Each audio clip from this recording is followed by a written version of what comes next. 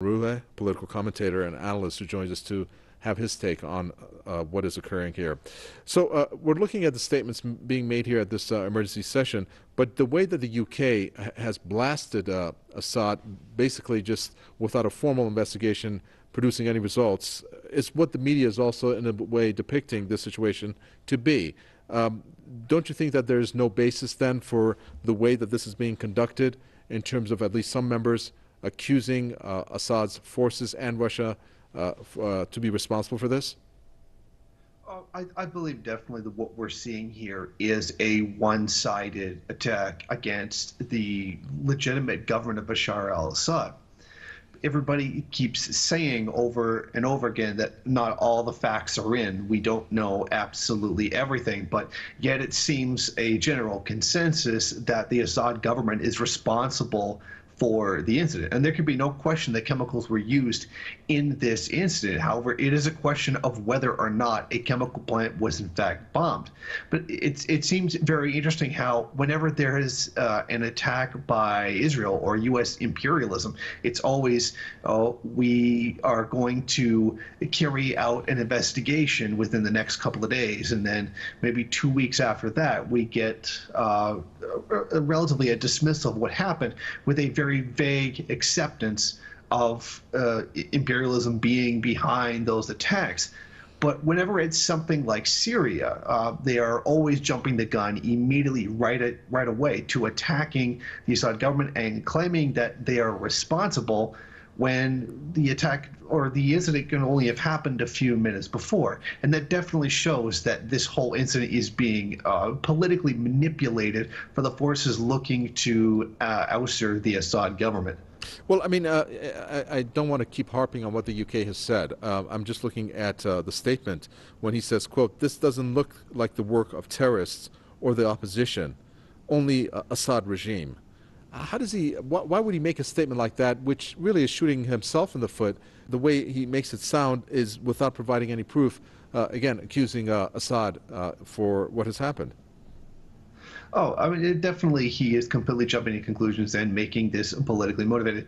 But in fact, the Assad government would have no benefit from this. Like, this doesn't help their case in any way, shape, or form, because they've already taken a great deal of victories recently, taken back a lot of territory from the terrorist forces. To just mindlessly use this kind of attack on civilians makes absolutely no sense. This has no rationale as coming from the Assad government. However, if this is, as people who are a bit more independent in their thinking believe, that this is the result of the government bombing a chemical weapon facility, which these terrorists are known to have, are known to manufacture, and are known to give to other forces in other countries. This seems a much more rational explanation. The view being given, particularly by the UK in these statements, is that the Assad government is just being mindlessly evil for no reason. And, such is the thinking of imperialist forces. This doesn't stand to really benefit the Assad government anyway. However, it does seem to benefit those who would seek to attack the government. Looking at the timing of this incident, a couple major announcements have been made. One is by the UN Special Envoy to Syria, Staffan de Mistura, who said that anytime there appears to be some major breakthrough or the possibility of a major breakthrough, politically speaking, not on the obviously on the ground militarily, then something major happens that might derail the momentum going forward. Do you think that there was an intention to do that? Well, there's no question that there's a pattern of these incidences taking place at very crucial moments from a geopolitical standpoint. The huge chemical attack that took place in the Syrian... Jason Unruhe is our political commentator and analyst for this segment. Jason Unruhe, one of the things pointed out by some of the members there is the fact that the UN again seems divided on this issue. And of course, Russia has come out and has said that the proposed draft resolution that the United States, France, and Britain has presented is totally unacceptable at this point anyways, and that Moscow has said that it is based on fake information. How biased do you think Britain, France, and the United States are in the way that they have approached Syria as a whole? Oh, it's definitely very biased. These countries and their corresponding media have jumped completely on the anti-Assad bandwagon completely as soon as any information came out right away, before there was even enough to make a full determination of what happened. The political motivation behind this is very clear. There has been really no attempt to try to discern what has been going on. They have snapped and quickly gone right to attacking the Assad government without really much question or investigation whatsoever.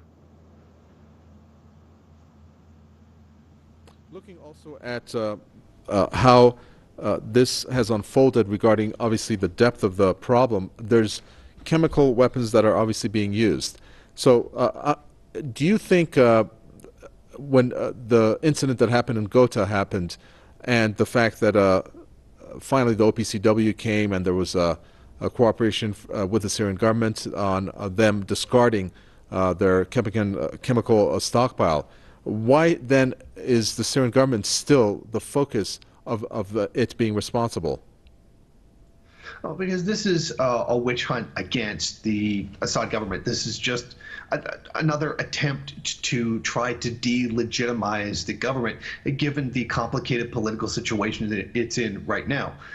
It's already very clear that the terrorist forces inside the country are not going to be able to force the Assad government out of power. It now requires their backers, the United States, the UK, and other such imperialist actors, has to come up with some kind of justification to really justify a very large, boots on the ground in a very real way, not the very limited way that's happened so far, to try to divide the country as much as possible. Like the U.S.-led coalition, it's currently trying to retake Raqqa and impose safe zones to try to partition Syria. The actual military conflict backed by the terrorist forces are failing. Thus, they're proceeding to a new tactic in order to try to delegitimize the legitimate government of Assad. When we take a look at the timing of this, which I mentioned what the UN envoy to Syria, Staffan de Mistura, said, there's also a camp which believes that perhaps, given the timing of this, perhaps there's a move again for there to be military action in Syria from basically the Western powers, in particular looking at obviously the U.S., UK, and France. Do you think with the new U.S. administration, perhaps, that this is setting or laying the groundwork for military action? It could very well be the case. It's hard to know 100% given the very strange way that Donald Trump, the current U.S. president, tends to act. He is very impulsive and doesn't do much in the way of planning, and thus becomes very reliant upon his advisors or people within the military who know these actions much better than he does. But this would be if one was looking for a justification in order to order a straight ground invasion of Syria by the U.S. government. This would seem like the perfect justification for doing so.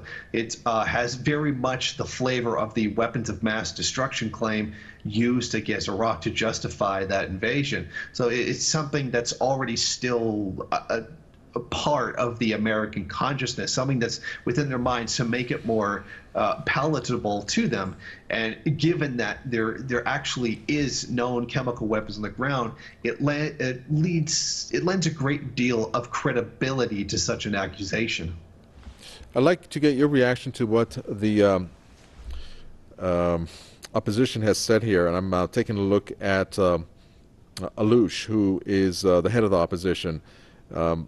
He has said the true solution for Syria is to put Syrian President Bashar al-Assad, the chemical weapons user, in court and not at the negotiating table. This coming from Mohammed Aloush, the so-called rebels' chief negotiator at the UN mediated talks. When you hear that statement, what do you think? First of all, what is your reaction? This just coming in minutes ago.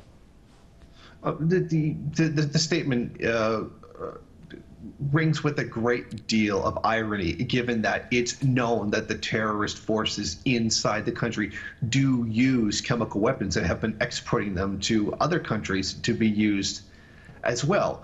This really shows that this is about getting rid of Assad. This isn't about trying to end hostilities or get some kind of concession from the Syrian government. The whole point of their so-called rebellion was supposed wrongs that were being committed by the government, and yet with a potential to possibly have some kind of peaceful discussion over it, they seem very rejecting of that, which almost makes it seem that that was never the intention by these forces to begin with, but perhaps this was all about overthrowing the Assad government to begin with, is particularly, but overwhelmingly so ironic, given the fact that they are completely backed by forces who have used chemical weapons and manufactured them in the past.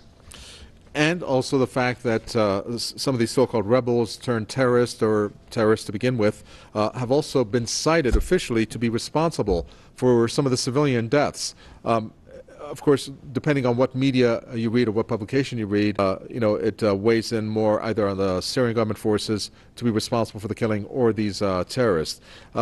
When you have these types of conflicting reports, it's very hard to distinguish what the true intent here is of an international community in the form that we're seeing by the name of the UN. How do you think the UN has acted when it comes to Syria?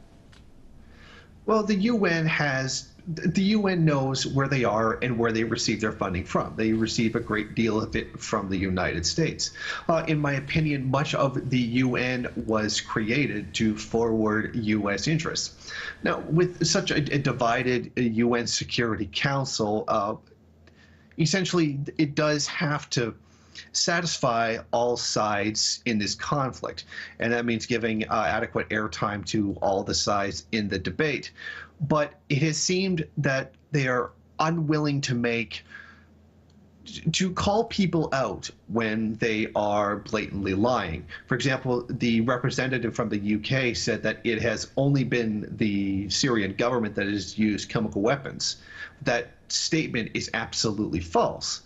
The terrorist forces, the rebels within the country have, as you said, have acknowledged the fact that they have used them. Yet, even when they themselves admit their own actions, this particular representative just completely looks the other way. And it seems that you wonder if the UN is supposed to be a referee during this kind of debate, or they're really remaining silent deliberately on certain issues. It's hard to tell.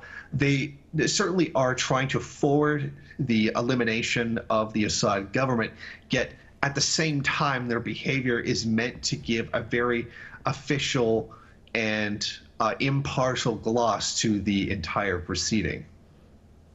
And looking at where to go forward from here, it's hard to actually look at the way that the U.S. in particular is going to act. We know that President Trump at this point has not really got himself heavily involved with what types of actions he's going to partake in when it comes to Syria.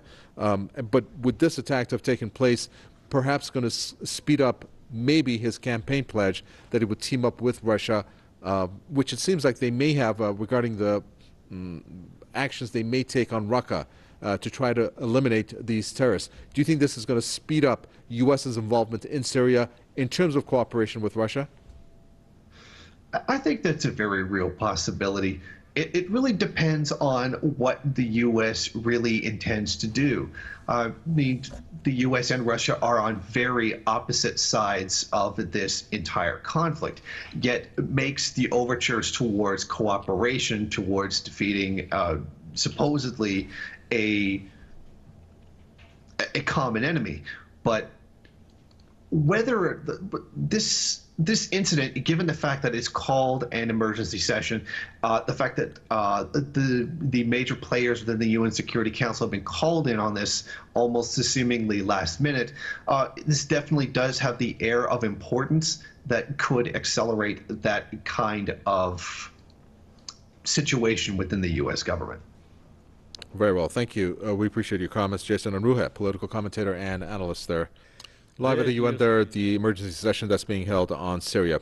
We're going to talk about what is transpiring there on the floor of the UN with Gordon Duff, senior editor at Veterans Today, who joins us from Ohio. Gordon Duff, the emergency session taking place, are we looking, I know it's speculation, but are we looking at a repeat of what has happened on the UN floor based on other emergency sessions that have taken place on Syria? There's very little question this is going to be high theater. The Secretary General's statement, though there's this claim people are looking for non-state actors, once Trump announced in his tweets, without any evidence at all, that Syria was responsible, and then made some highly contradictory threats. And very few people understand exactly how clear these threats are. But once these were made, the UN Security Council was an afterthought.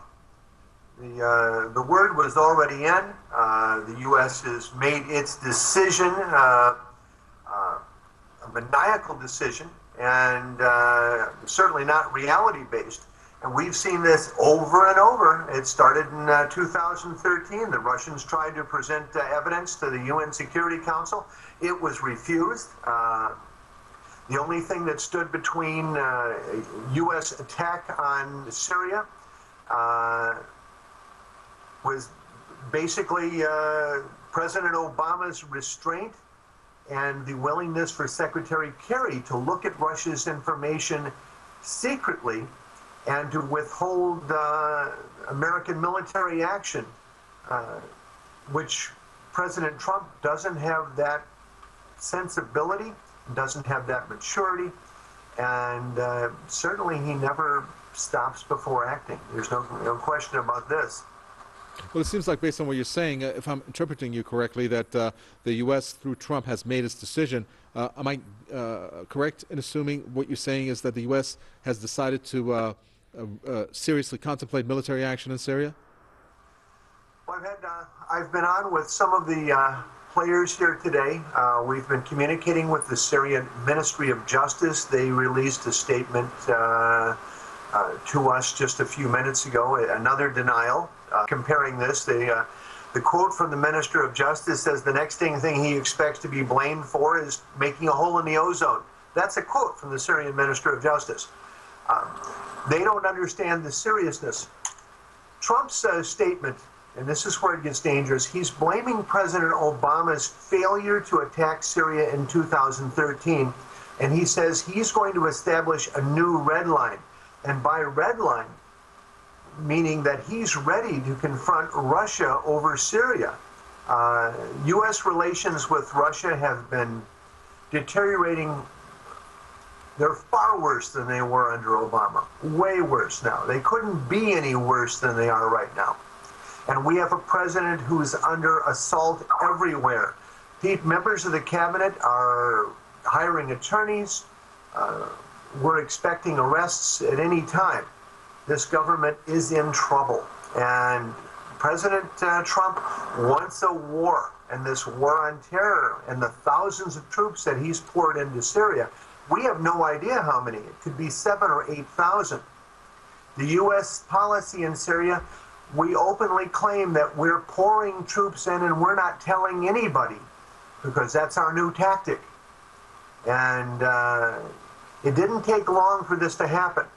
The other issue is that we do have a report out of directly from the Syrian military, one that didn't go through filters, and we're getting reports from Russia as well. So we have some of the backstory on this, and there's quite a bit of a story behind this.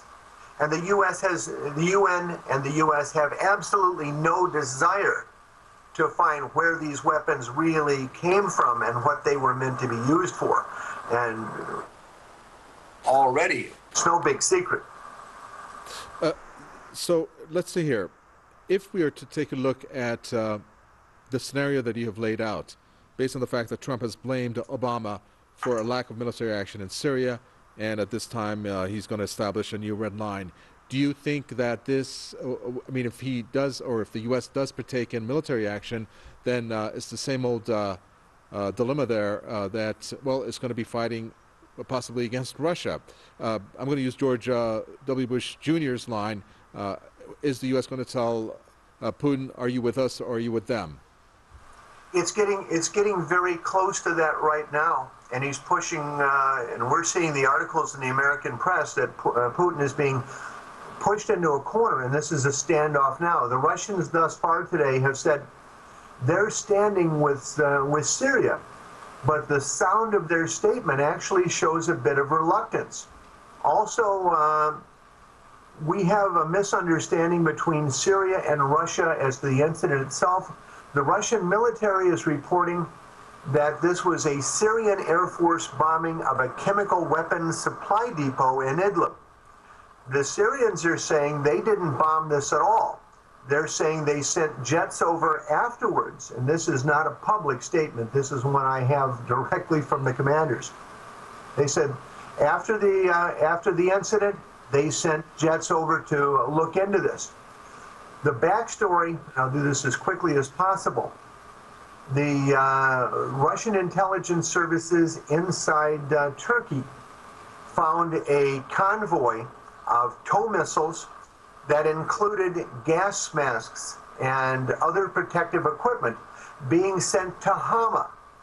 And according to the commanders there and the ground in Syria, they were told that the Russians were tracking a convoy that they expected to go to Hama to be used against the Syrian Arab army. And everyone was watching this, and that it would also contain chemical weapons from a facility like the one that apparently exploded. According to the Syrians, they say this thing exploded on its own, but that these weapons were ready to be deployed along with American tow missiles out of Turkey, and with protective equipment being deployed to forces that were primarily al-Sham, al-Nusra, to be used to reverse the recent gains the Syrian army has had. You know, over 2,000 al-Nusra fighters were killed in Hama a few days ago. That's why they were deciding to deploy chemical weapons against the Syrian army. Al-Nusra, after their gains and their attempt to move on the city of Hama, are in total rout. These chemical weapons were meant to turn that around. And it's about time Russia and Syria began speaking openly about what they know, because all of this makes sense. This is the situation on the ground. This is why the weapons were being used. The complicity. Certainly Turkey knew of this attack, and this convoy of protective equipment that was heading in along with advanced U.S. arms to be used against the Syrian army. This needs to be spoken of clearly, and this is the kind of information the UN needs to see instead of the talk that we're getting, and it's empty talk. Thank you for that. From Ohio, Gordon Duff, senior editor at Veterans Today, talking